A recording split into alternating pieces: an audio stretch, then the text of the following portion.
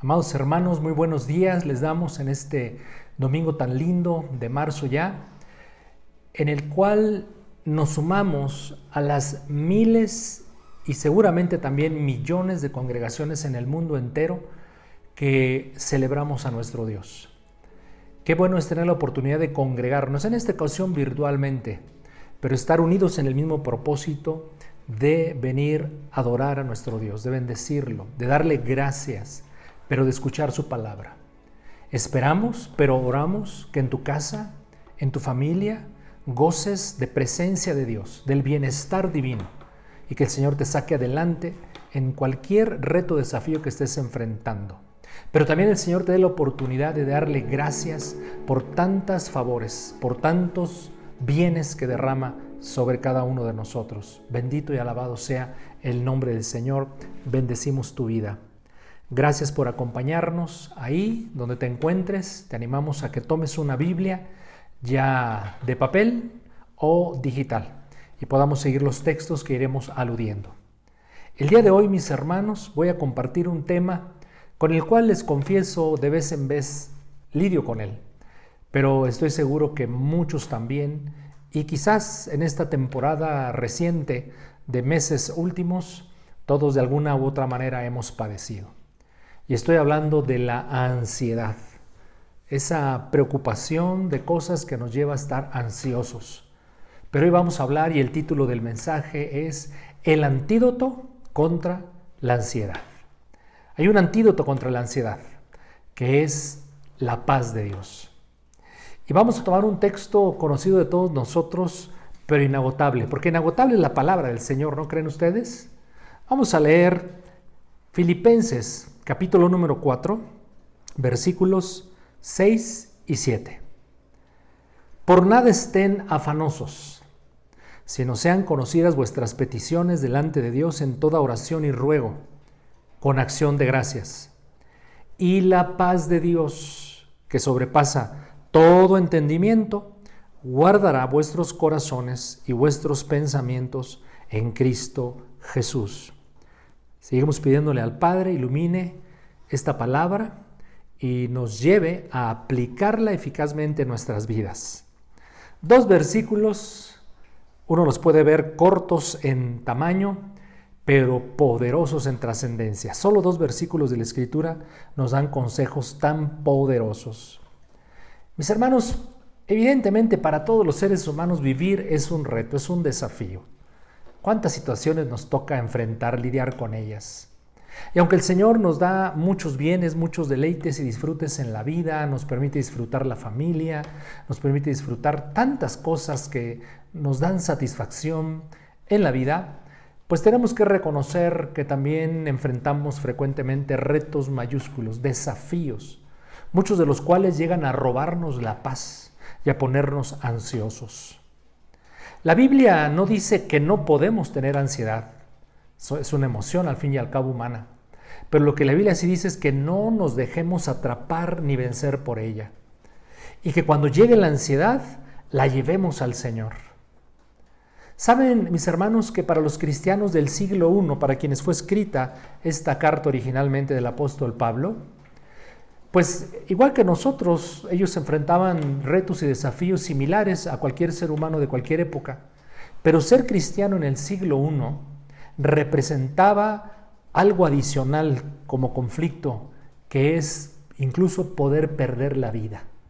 Así es que súmenle a los ya desafíos cotidianos que la vida presenta para cualquier ser humano, el hecho de que por solo ser discípulo de Jesucristo, puede ser encarcelado, puede ser sacado de tu casa, de tus tierras, e incluso llevado a la muerte. Y es evidente que esto provocaba ciertos conflictos de ansiedad y de preocupación en aquella generación de cristianos. Y yo pienso que en esta iglesia, la iglesia de Filipo, la iglesia de los filipenses. ¿Y cuál es el consejo del apóstol Pablo en estos dos versículos que hemos leído? Por nada estén afanosos. La palabra afán, afanoso, se puede traducir literalmente como ansioso, ansiedad. El consejo del apóstol Pablo es: no estén afanosos, mejor oren con Dios y Dios les dará paz. Él mismo, el apóstol, estaba viviendo una situación bien complicada, estaba preso en la ciudad de Roma. 1, 2, máximo 3 años después se desataría la peor de las persecuciones en el siglo I, encabezada por el terrible emperador romano Nerón. Así es que se estaba gestando, se estaba ya levantando una animadversión terrible contra los cristianos de aquel tiempo, que desencadenó poquito tiempo después en esa persecución terrible que, repito, Nerón hizo en contra de la iglesia cristiana. Así es que hay inquietudes en muchas iglesias y, repito, es el caso de los filipenses. Cuando el apóstol Pablo escribe esta carta, mis hermanos, y es importante siempre tratar de dar un contexto tanto histórico, principalmente histórico y en algunos casos obviamente gramatical también, pero en este caso un contexto histórico en el cual se da este consejo del apóstol Pablo de que no estén afanosos, de que oren a Dios y de que Dios les va a impartir su paz. Pues en primer lugar, Pablo escribe la carta a los filipenses para darles gracias por las ayudas económicas que él ha recibido de esa iglesia.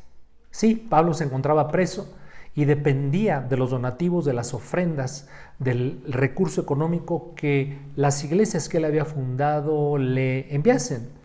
Y por eso al final del capítulo número 4 de Filipenses podemos leer a partir del versículo número 15. Repito el texto, Filipenses 4, 15 al 19. Y saben también ustedes, oh filipenses, que al principio de la predicación del Evangelio, cuando partí de Macedonia, ninguna iglesia participó conmigo en razón de dar y recibir, sino solo vosotros. Aquí está una especie de reclamo. Solo los filipenses, que no eran ricos económicamente, habían sido fieles a Dios y fieles al apóstol Pablo para ayudarle económicamente. Y no lo hicieron muchas otras iglesias. Pues a una a Tesalónica me enviaron una y otra vez para mis necesidades.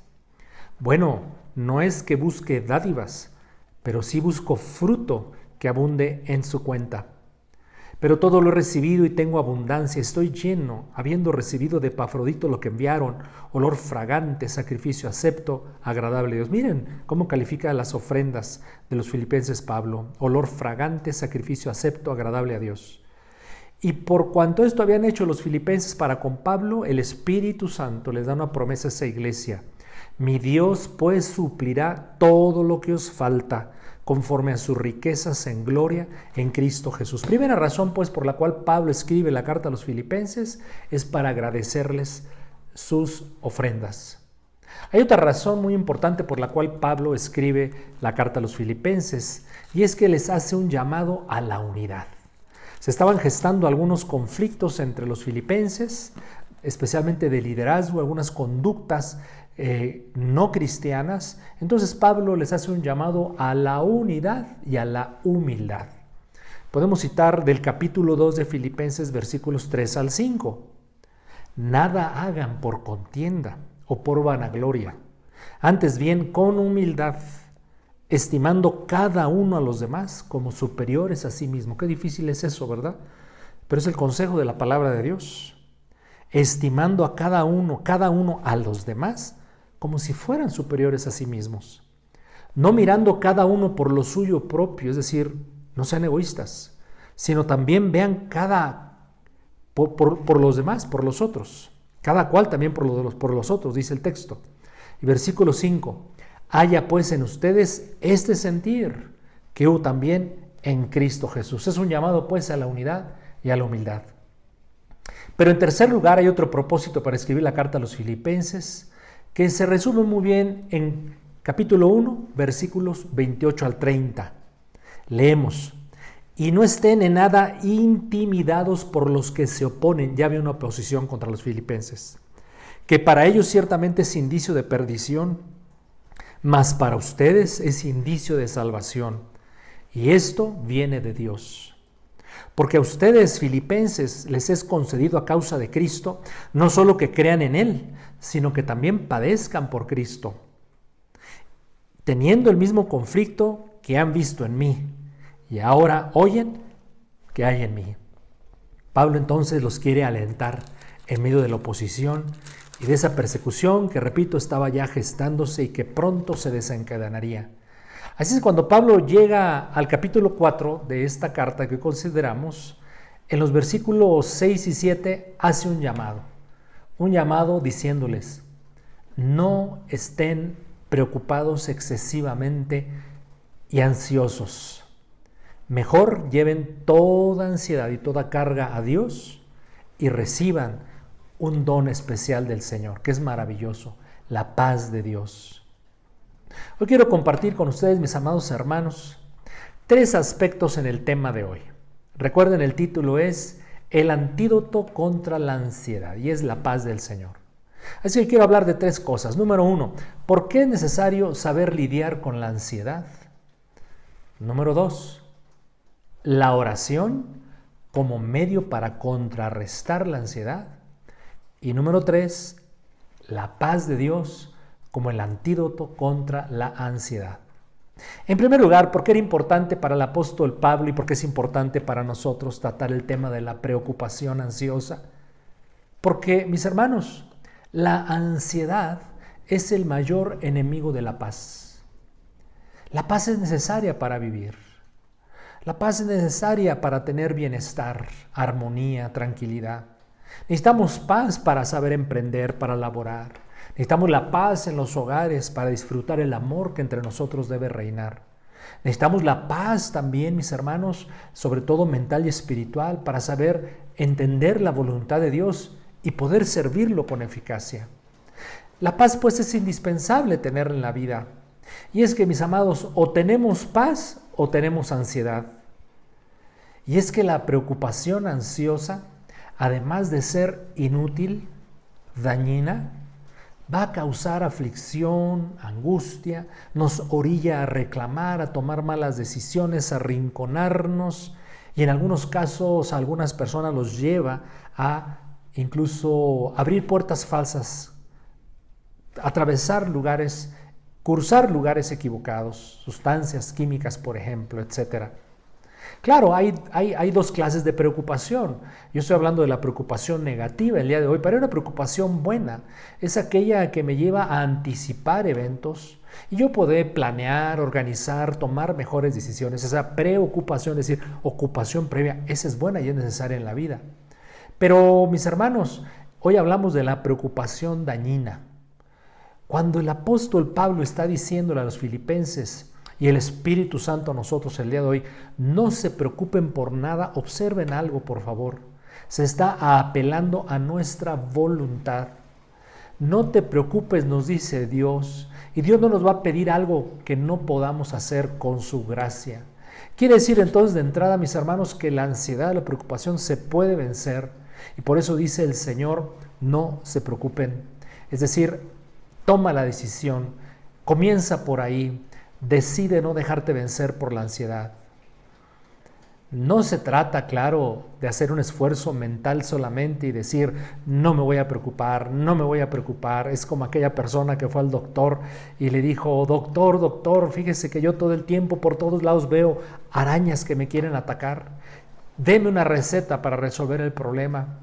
Y el doctor le dijo, fácil, cada que usted vea a esas arañas queriéndole agredir, usted solamente piense y repita, no veo arañas, no veo arañas, no veo arañas. No, pues claro que iba a seguir viendo arañas esta persona. No se trata de ese esfuerzo cuando la Biblia me dice, no te preocupes. Más bien solamente inicialmente nos está diciendo, toma una decisión, decide no preocuparte. Y claro, como veremos a continuación, en lugar de preocuparte, lleva tus cargas al Señor. Y hablaré, insisto, un poquito más adelante de eso. El apóstol Pedro tiene también su declaración al respecto de estar ansiosos. En la primera carta de Pedro, capítulo 5 y versículo 7, podemos leer. Repito el pasaje. Primera de Pedro 5, 7. Él dice, echen toda vuestra ansiedad sobre Cristo, porque Cristo tiene cuidado de vosotros. Es la misma versión del apóstol Pablo, ahora en palabras de Pedro. Echen toda ansiedad sobre Él, porque Él tiene cuidado de vosotros. Yo me pregunto, porque les repito, es algo que eventualmente me agrede. ¿Y qué es echar la ansiedad? ¿Cómo se le hace para echar la ansiedad? Voy a tomar mi reloj y es como si yo tomo el reloj y lo aviento a otro lado. ¿Eso es echar? Pues algo parecido a lo que nos está diciendo la palabra del Señor es tomar la ansiedad y depositarla en las manos de Dios. Pero, ¿qué acciones específicas se deben hacer para lograr esto? Bueno, es el segundo aspecto de mi mensaje. Porque Pablo está diciendo, por nada estén preocupados. Antes bien, miren, vamos a leer el texto. Antes bien, sean conocidas vuestras peticiones delante de Dios en toda oración y ruego con acción de gracias. Es decir, primer paso para echar la ansiedad en los hombros del Señor es hablarlo con Dios, hablarlo con el Señor, orarlo, decirle cómo me siento, expresarle franca y abiertamente qué es lo que estoy experimentando y empezar a clamar por su ayuda. Así es que hablemos por un momento de la oración. Cuando hablamos de la oración, imagínense cuántas cosas no podemos decir de este recurso poderoso. Hay tanto que decir acerca de la oración. Pero hoy diré que cuando oremos tengamos al menos 5 verdades presentes. Cuando hablemos con Dios, cuando oremos al Señor para que nos ayude con nuestra ansiedad, con nuestra preocupación, te invito, y si quieres registrar, a que tengas presente estas 5 verdades. Porque hay otro pasaje en el profeta Isaías, capítulo 26, versículo 3. Promete el Señor, tú guardarás en perfecta paz aquel cuyo pensamiento en ti persevera. Así es que imagínense, vamos a unir estos 3 textos que han sido base en mi mensaje hasta este momento. No se preocupen por nada, sino oren, dice Pablo. Pedro dice en su versión del mismo tema, echen toda vuestra ansiedad sobre Él. Y el profeta Isaías nos dice, persevera, tus pensamientos perseveren en Dios. Y estas 3 acciones traen paz. Pero específicamente, ¿qué significa eso? ¿Cómo puedo echar las cargas en el Señor? ¿Qué significa perseverar con mis pensamientos en Dios? ¿Qué implicaciones tiene orar para llevar la ansiedad a Dios? O sea, ¿qué debo orar al respecto? Y yo pienso, mis hermanos, que tiene que ver quizás con otras verdades espirituales, pero yo te voy a compartir 5 verdades que nos van a ayudar a echar nuestra ansiedad en el Señor, y a que la oración sobre el tema sea eficaz. Estas 5 verdades, cuando estemos echando nuestra ansiedad sobre el Señor, cuando estemos orando a Él para que tome mi carga, son las siguientes. Debo tomar en cuenta, número 1, el amor paternal de Dios. Número 2, la sabiduría de Dios. Número 3, el poder de Dios. Número 4, la gracia de Dios. Y número 5, las promesas de Dios. En esta manera yo te propongo eso, que echar sobre el Señor ansiedades es tomar en cuenta estas verdades bíblicas. ¿Qué puedo orar para que el Señor tome mis cargas y ansiedades y depositarlas en Él? Debo orar al menos estas 5 cosas. Las voy a repetir por si estás anotando. El amor paternal de Dios, la sabiduría de Dios, el poder de Dios, la gracia de Dios y número 5, las promesas de Dios. Cuando estemos orando al Padre, Señor, mira mi lucha, mira mi carga, mira el conflicto, mira mi condición emocional y espiritual. Estoy ansioso, lo reconozco. Tomemos en cuenta esas 5 verdades, desglosémoslas brevemente. ¿Por qué tomar en cuenta el amor paternal de Dios? Porque es fundamental que comprendamos que somos hijos de Dios y que tenemos al Padre perfecto, el Padre sobre quien podemos depositar toda situación. Mis hermanos, Dios es tan grande que se ocupa de asuntos grandes. Él tiene el universo funcionando, claro, pero el amor paternal de Dios lo mueve a tomar en cuenta a participar, a ayudarnos en los aspectos más sencillos de la vida que como un padre terrenal tiene para con sus hijos. Qué importante es cuando venimos al Señor tomar en cuenta esta gran realidad que debe impactarnos, su amor paternal. Sí, Dios tiene un amor especial para sus hijos y para sus hijas. Lo dice toda la Escritura. Dice Primera de Juan 3:1. Primera de Juan 3:1. Mirad cuál amor nos ha dado el Padre, para que seamos llamados hijos de Dios. Mirad, es una acción que Dios nos invita a hacer, ver cuál amor paternal nos tiene. Esa es la primera, el primer elemento que yo te animo a que cuando empecemos en oración a echar nuestra ansiedad con el Señor, pensemos, vengo delante de Dios, pero Dios es mi papá. Nuestro Señor Jesucristo dijo, ¿qué padre terrenal, qué padre entre ustedes, si su hijo le pide un pan, le va a dar una piedra? Cuando está enseñando acerca del Padre Nuestro en la versión de Lucas capítulo 11, pues evidentemente un padre terrenal limitado, frágil y lleno de defectos trata de hacer cosas buenas para sus hijos, cuanto más nuestro Padre Celestial. No hay nada demasiado grande, mis hermanos, para el poder de Dios, ni nada demasiado pequeño para su amor paternal. En segundo lugar, punto número 2, ir al Señor pensando en su sabiduría. Dios es sabio, conoce todas las cosas y en su sabiduría sabe lo que es bueno para nosotros, a los que aman a Dios. Por eso todas las cosas ayudan a bien. Él hará las cosas de manera perfecta. Número 3, buscar su poder, entender el poder de Dios, pensar en el poder del Señor, pues nada es imposible para Dios. Además, la Escritura nos recomienda, nos instruye a que busquemos de Dios muchas cosas y le brindemos a Dios muchas cosas como alabanza, gratitud, adoración. Pero claramente el Salmo 105, versículo 4 dice, busquen a Jehová y su poder. Busquen siempre su rostro. Salmos 105:4. Busquen a Jehová y su poder. Podemos buscar el poder de Dios. Sí, es otro recurso al cual tenemos que accesar, ir con esa mentalidad del Señor, de que hay un poder que Él quiere brindarnos o operar en nosotros. Número 4, su gracia. Tener siempre presente su bendita gracia. La gracia para mí es un concepto que siempre me ha impactado, me ha movido incluso a mucha gratitud al Señor.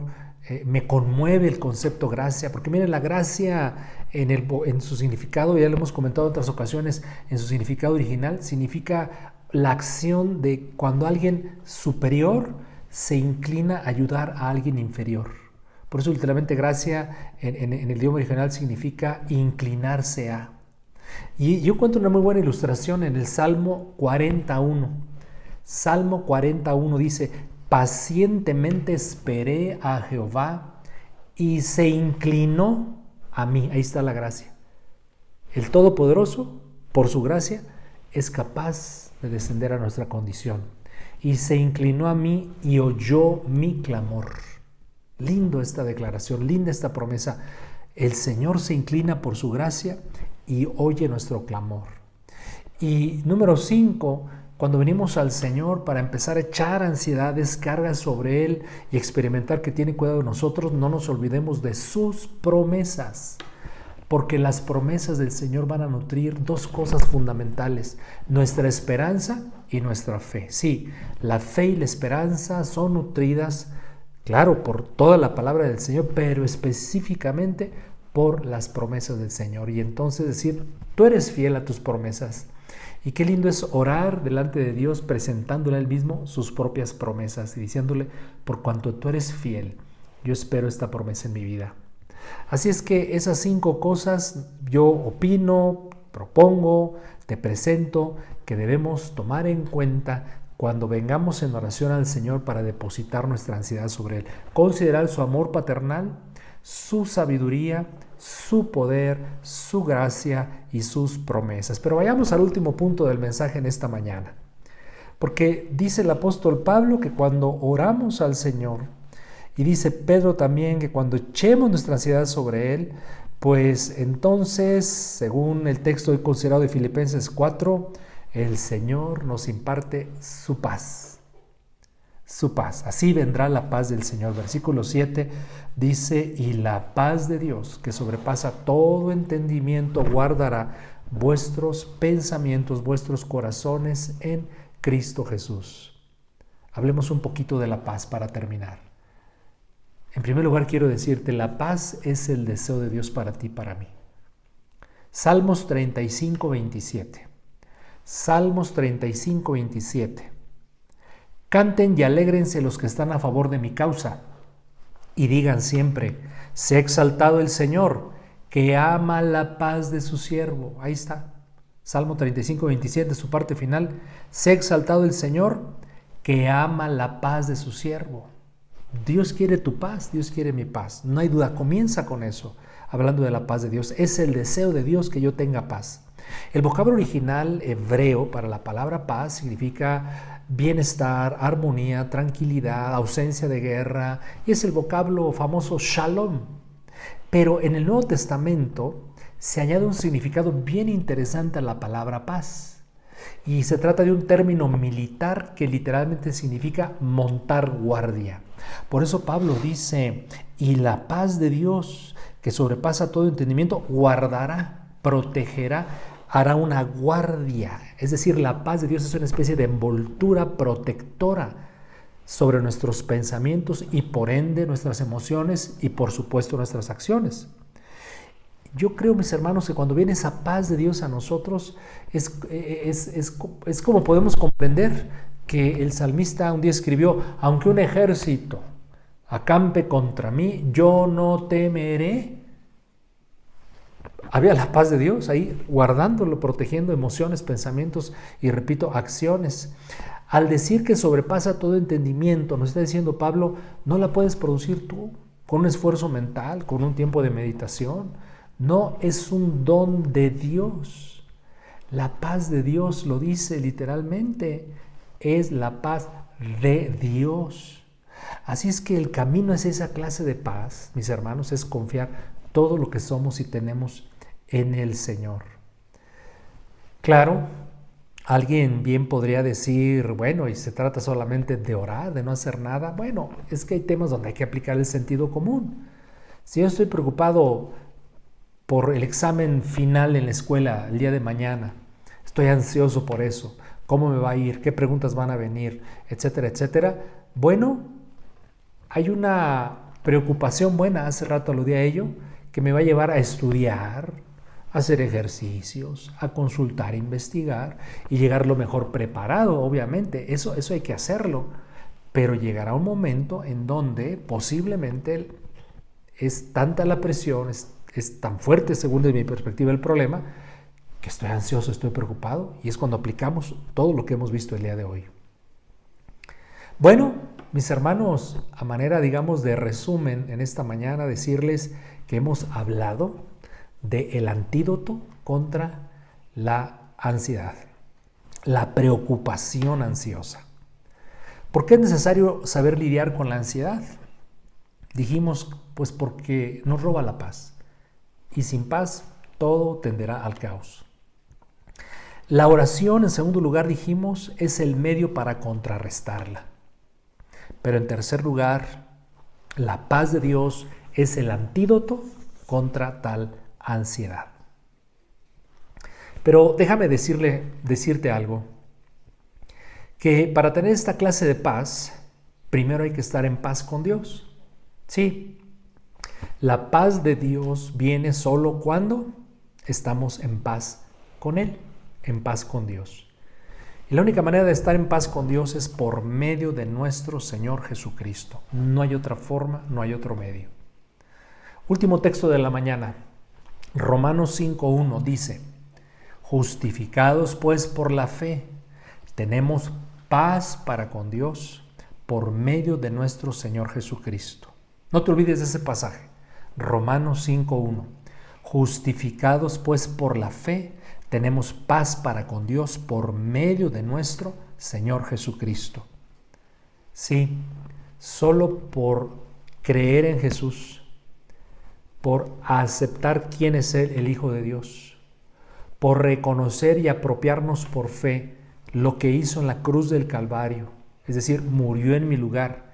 Y ahí, al que cree le declara justo, es como nos ponemos en paz con Dios. Ya no estamos en guerra con Dios. Es que una persona que ha sido justificada en Cristo Jesús tendrá acceso a la paz de Dios. Esa es la gran y buena noticia.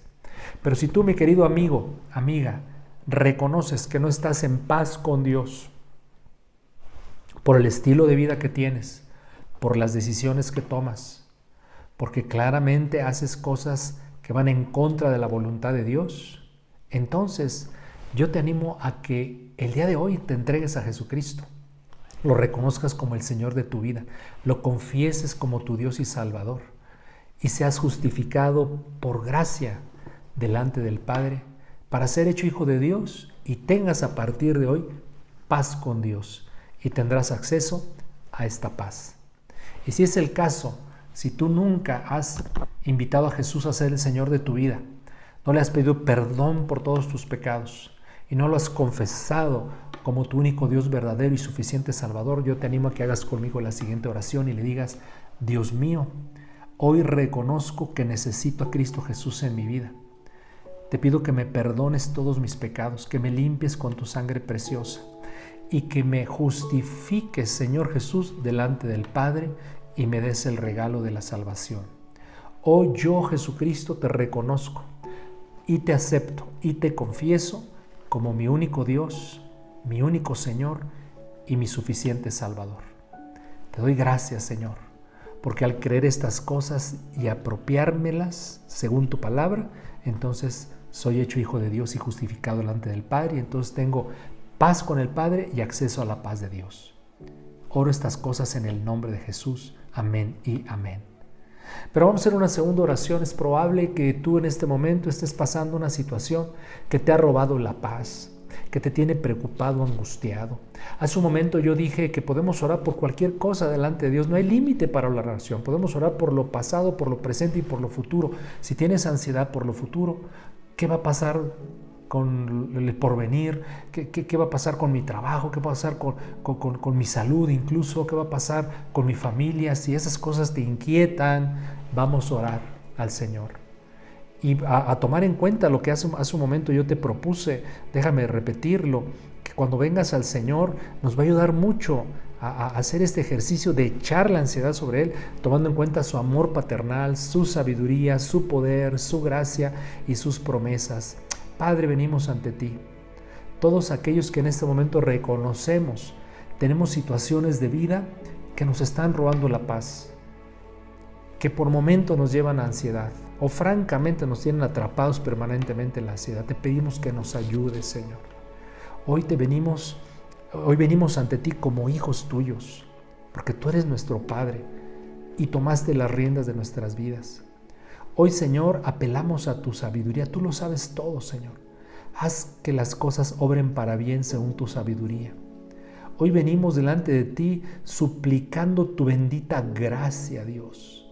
Sí, Señor, te pedimos que operes esa preciosa gracia en nuestras vidas y se cumpla lo que el Salmo 41 dice: pacientemente esperé a Jehová y se inclinó a mí y oyó mi clamor. Oye mi clamor en esta hora, Señor. Y hoy en este momento vuelvo a renovar, a afirmarme en tus benditas promesas. Yo creo en ellas y yo recibo, Señor, el impacto de ellas que nutre mi esperanza y nutre mi fe. Ayúdanos, Padre, a andar en tu paz, a recibir tu paz y que esa paz nos envuelva, nos proteja, nos gobierne y nos deje estar siempre en el centro de tu voluntad. Oramos esto en el nombre de Jesús y todos decimos amén y amén. Por otro lado, decirles, mis hermanos, que las reuniones presenciales ya de Iglesia Zoe las vamos a reiniciar el próximo domingo 21 de marzo. Vamos a comenzar con la primavera, primeramente el Señor. 2 servicios, 9 de la mañana, 12 del día. Igualmente te pido que estés atento en las redes sociales. El teléfono al cual debes hacer reservación Repito, para el servicio de las 9 o de las 12 del día. Y por ahora, por un tiempo, invitamos a que no asistan, esperemos que sea solamente por un breve tiempo, adultos mayores ni menores de 12 años de edad. Y algo muy hermoso y necesario que vamos a hacer nuevamente en esas reuniones presenciales es celebrar la Cena del Señor. Será un tiempo lindo, importante, de comunión con Dios, pero de comunión entre nosotros también. Y bueno, de esta manera despedirnos, levantando nuestras manos al Señor y en fe recibir la bendición apostólica. Digamos todos juntos: que la gracia de nuestro Señor Jesucristo, el amor del Padre y la comunión del Espíritu Santo sean con todos nosotros, y decimos amén y amén. Que Dios te siga guardando, que Dios te siga protegiendo y que tengas una muy bendecida semana y hasta pronto.